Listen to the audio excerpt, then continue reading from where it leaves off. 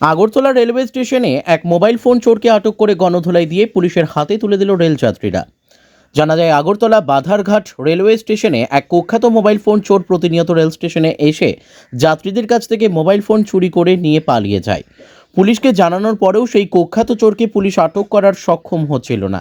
কিন্তু এবার আর শেষ রক্ষা হয়নি সেই কুখ্যাত মোবাইল ফোন চোরের। আবারও আগরতলা রেলওয়ে স্টেশনে এক রেলযাত্রীর কাছ থেকে মোবাইল ফোন চুরি করে নিয়ে পালিয়ে যাওয়ার সময় সেই কুখ্যাত মোবাইল ফোন চোরকে হাতে নাতে পাকড়াও করে রেলযাত্রীরা। জানা যায়, 3টি দামি মোবাইল ফোন চুরি করতে গিয়ে সেই কুখ্যাত মোবাইল ফোন চোরকে পাকড়াও করে রেলযাত্রীরা। বেধড়ক গণধোলাই দিয়ে অবশেষে রেল পুলিশের হাতে তুলে দিল। রেলযাত্রীরা জানিয়েছেন, কুখ্যাত চোররা প্রতিনিয়ত নেশায় আসক্ত থেকে এভাবে যদি রেলওয়ে স্টেশন থেকে রেলযাত্রীদের কাছ থেকে মোবাইল ফোন চুরি করে নিয়ে যায়, তাহলে রেলযাত্রীদের নিরাপত্তা কোথায়?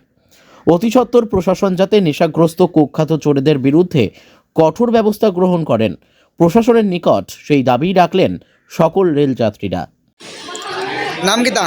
নমস্কার, আসসালামু আলাইকুম। আমার নাম আমিনুল ইসলাম সাগর।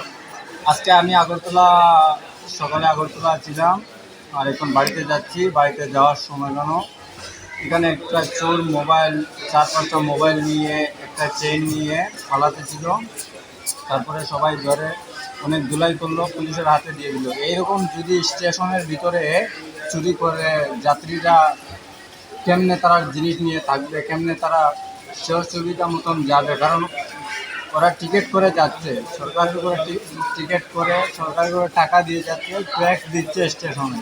তারপরে যদি এরকম প্রবলেম হয় তাহলে কেমনে হবে? এটা পুলিশ শাসক ভালো করে যাতে এটা তদন্ত করে স্টেশনে এরকম যাতে আর কোনো ধরনের চুরি কিচ্ছু হয় না, এটাই আমি চাই।